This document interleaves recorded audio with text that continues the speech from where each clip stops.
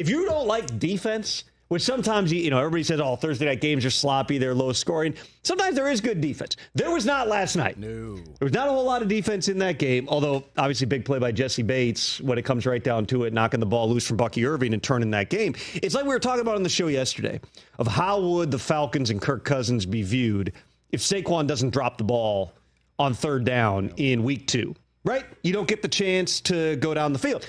Same thing last night. Where if Jesse Bates doesn't punch that ball loose from Bucky Irving, you may not, that game may end completely differently.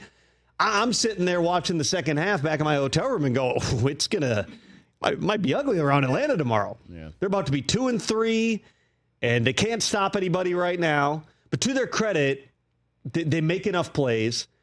Kirk Cousins, a guy who, what were the 2 knocks? Kirk Cousins has been in the league since 2012. Yep. Okay, this is his 13th NFL season.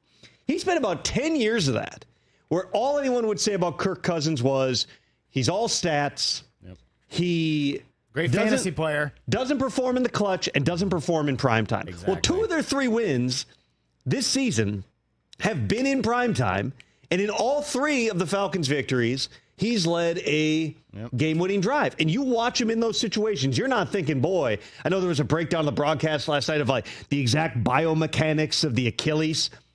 All I know is when he needs to and when you give him time, there are not a whole lot of guys who are better at just absolutely playing in rhythm and dicing up the defense. If Darnell Mooney doesn't have a horrible drop. Dude, we don't even get to overtime. Maybe we don't get anywhere near there. Yeah. There's 2 decisions/situations that I want to break down in that game because I thought that they were both really interesting situational football type things that make you think. Because a lot of what we do, certainly the broader media apparatus and fans, a lot of it is outcome-based analysis, right? We're exactly what I'm talking about. Hey, wow, what an amazing performance by Kirk Cousins. But if they don't get the ball back, or if Saquon doesn't drop the ball, we don't get the chance to talk about it. And then it's what's wrong with Kirk. In the end, he's playing football at a high level right now. Yeah. Win or lose, he's doing his job. But here's 2 of the situations late in that game. The first one comes on 4th and 15 in the fourth quarter. Minute 52 to go. Falcons are down 3. There's a X account, Twitter account, that's the fourth down decision bot. Ben Baldwin, who's an analytics guy, created this thing that it takes every situation on fourth down and basically spits out immediately, real time. Hey, here's what the analytics say. Here's the percentages. What should you do? So I immediately looked at that one, and it said in that particular case, it considered that one, I believe, to be a toss-up, slight lean toward punt. The Falcons go for it. In that situation, I like that decision. I know a lot of people were second-guessing it in real time on social media. I like it, and here's why. Well, they had all 3 timeouts, right? It's a 3-point game, right? They have all 3 timeouts, and there was back and forth between Al and Kirk in the booth. Herb Street, not Cousins. That would have been unique if he were on microphone. But you're sitting there going, okay, you should punt the ball away and get the stop. You need a stop either way. And because it's a 3-point game, you're thinking, well, your worst case is if you get that stop after failing on fourth down, they're kicking a field goal. In the end, it ends up being even better than that because they get backed up on a penalty and they can't kick the field goal. Right. So I like going for it there because it's one more bite at the apple. It's one more chance to convert. And with the way Cousins is playing. Right, he's balling. Like the downside of it, he ends up throwing a pick on the play to Levante David. You could also argue Levante David should have just knocked the ball down because then you're getting the ball at the 20-yard line. Instead, I think it was at the 35. You're definitely in field goal range, and you're going up 6. In that situation, though, I liked the thinking behind that decision. I like the idea of it's one extra shot.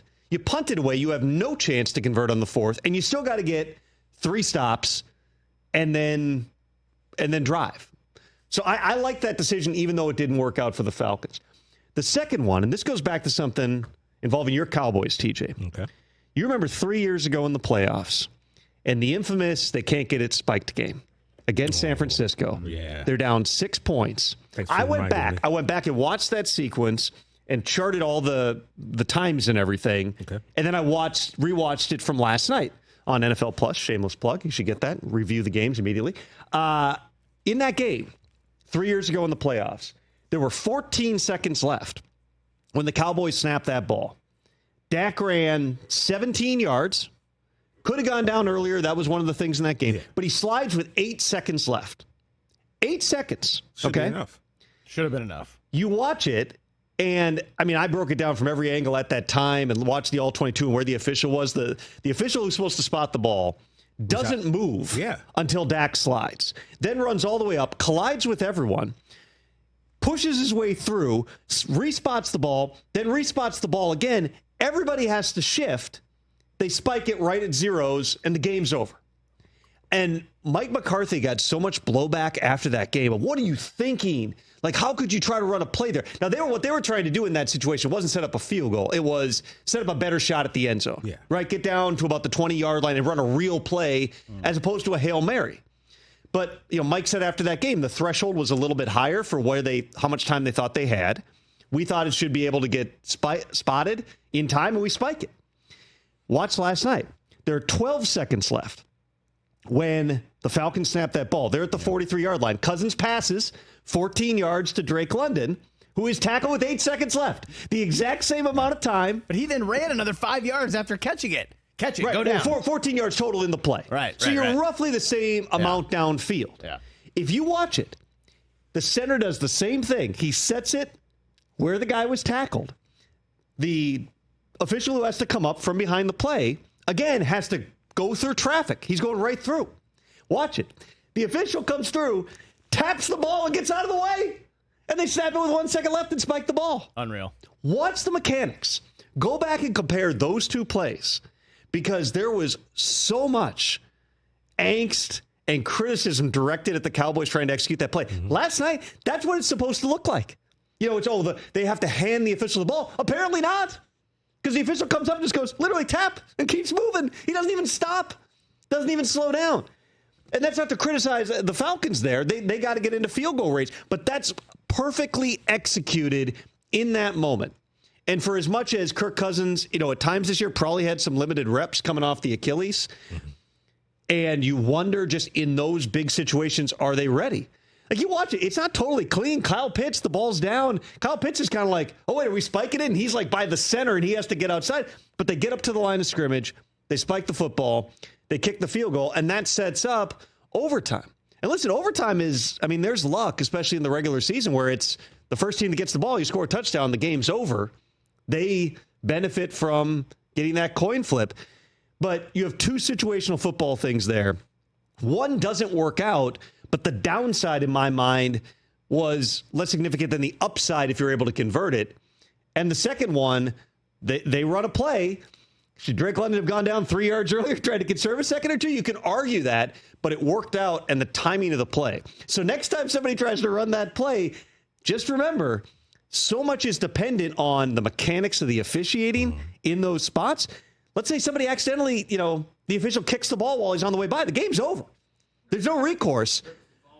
But trip and fall or anything. But you've got to execute the play to the way that you've drawn it up.